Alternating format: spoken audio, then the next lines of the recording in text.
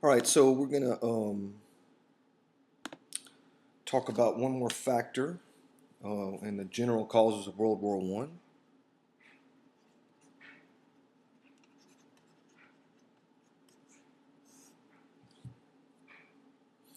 and that is what some people call the rigidity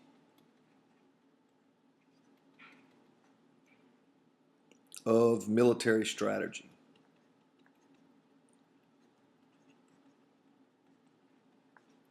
And what I mean by this is that around 1908, let's say, to 1914, the years before World War One began. Remember, World War One was from 1914 to 1918, the Treaty of Versailles, which we will talk about later on. Was in 1919, so in 18 there was an armistice or a ceasefire. In 1919 was the official treaty. But countries developed strategies that was sort of an all or nothing strategy. In other words, once it was unleashed, once things started, it was an all-out war. It wasn't something that you could like maybe scare somebody and then they would stop or something like that. The best example of this is what's known as the Schlieffen Plan, or more accurately, let me see, I always have problems spelling that one. Yeah, that's right. Or more accurately, the Moltke Plan. And what was this? Okay, well, originally Schlieffen was Paul von Schlieffen, and he was let's just say he was the head of the German military, leading up, not right before 1914, but some years before the World War One started, and he realized, of course, once the alliance system broke down, that Germany was sort of stuck between France, who wanted revenge to get their provinces back, and Russia, which is over here. It's not on the map. And what he wanted to do is ensure, if there was a war, all right, with Russia or with France, that he did not get caught in between. I'm going to go back, and when I go back, this is going to erase when I come back to this slide. So make sure that you write these down. Schlieffen or Moltke. So as you see, Germany was in the center, and that's why they call it the Central Powers. And the one thing that you don't want to do is get caught in a two-front war. It's just like if you're at a honky-tonk and you get in a fight, you want to put your back against the wall or something like that so you don't have somebody knock you over the head with a beer bottle from behind. Okay? So you do not, or like what I always did was in honky-tonks or in places like that, is I would just make sure I would have a good, area where I could just run away. That's usually the best strategy. But what you don't want to do is get caught in between two people, or in this case, two countries. Here's France.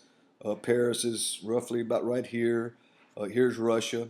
And the thing is that Germany, as I said, Schlieffen did not want to get caught in between in a two-front war.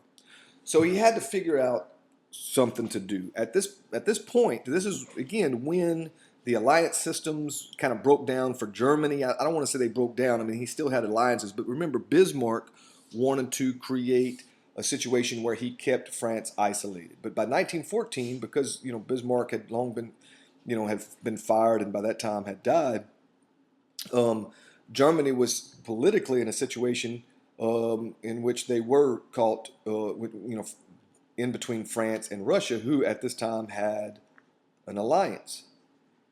Okay. So what do you do? Well, what Schlieffen decided to do, and this is not really the Schlieffen plan. Okay, I'm going to explain that to you in a second. What Schlieffen said was this: listen, we don't want to get caught between France and Russia. So what we have to do is, if we go to war with Russia, we have to take out France quickly. Because if we put all of our attention over here, all right, then France is going to attack Germany. Because remember, in 1870 and 71, there was the Franco-Prussian War, and Germany took provinces from France. And these provinces, Alsace and Lorraine, were mainly German-speaking people. If you go there today, you'll find people that are speaking both French and German. In fact, one time I was in that region, and I was on the train, and I remember the grandparents of these children, and I'm assuming that they had to be their grandparents, were speaking German, but the children were speaking French. And the German grandparents could understand the French, and the French grandchildren could understand the German.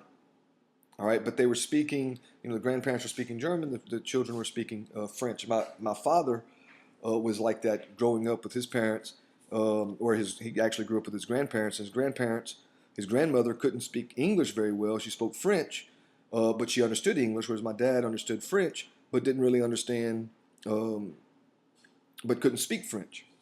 So you hear, you can find that even in rural areas in South Louisiana. So it's not that crazy. Well, what Schlieffen wanted to do was this. He wanted to invade very quickly Holland or the Netherlands,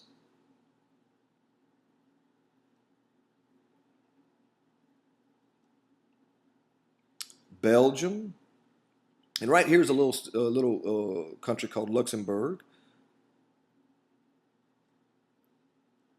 And what he wanted to do was to kind of leave this area here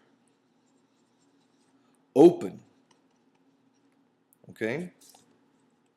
So what would happen is he would invade. Boom. But leave this area open, and that would draw troops from Paris into Germany, which would actually weaken the Parisian defenses.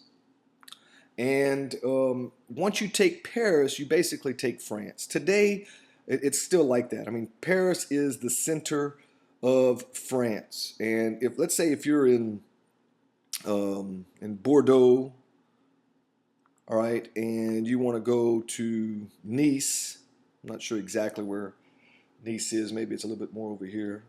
It's right around there.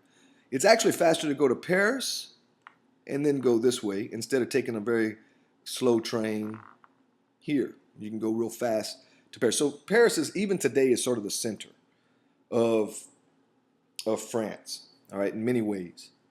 All right, so this was called the Schlieffen Plan. Now, what actually happened was a little bit more Schlieffen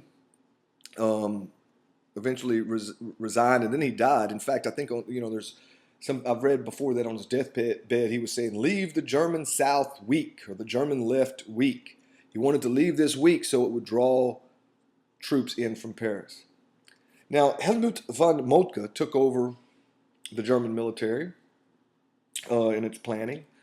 And when the war in 1914 actually began, and we'll talk about the causes of the war, the immediate causes of the war in the next lecture, Helmut von Moltke made two very important modifications. Number one is he did not leave the German left weak, which did not draw troops from Paris, which actually increased the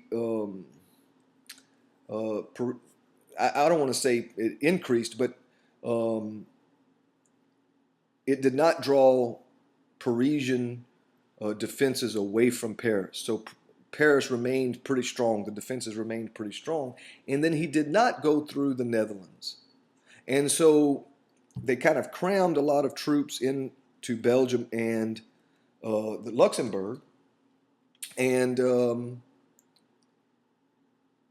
he did not, again, want to go through the Netherlands more for political reasons. He kind of wanted to make sure that he was hoping that the Netherlands would ally themselves with Germany, and they could use the ports here.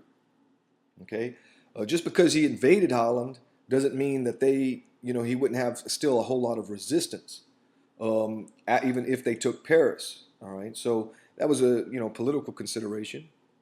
And so what this did is it kind of created a bottleneck, kind of like when you're on a road. If you're around Lake Charles, you know this.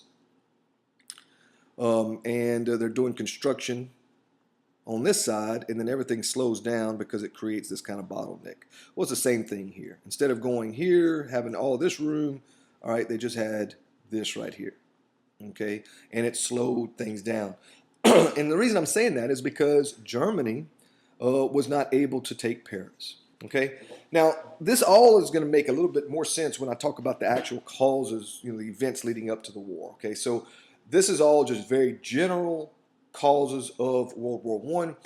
Germany, like I said, this sort of rigidity of military strategy. It's like, okay, we have to take Paris. We have to go all out in order to do it so we can turn our attention to Russia. Now, what happened is, again, they were not able to take Paris. Germany was not, and they did end up in a two-front war. Okay, and like I said, this I'm kind of just giving you bits of information here, but this is going to make more sense, hopefully, when I get to the actual events leading up to the war. Okay, now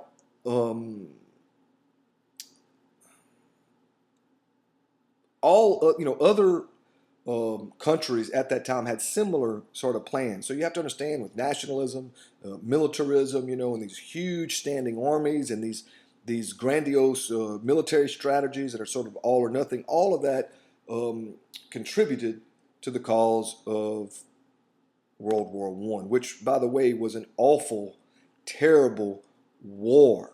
All right, I've often said, and this is kind of making light of a lot of people getting killed, and I don't mean it that way. I'm just simply saying this, I think, to help you to remember. But I always said that if I could have lived in any place at any time in history, it would have been in France.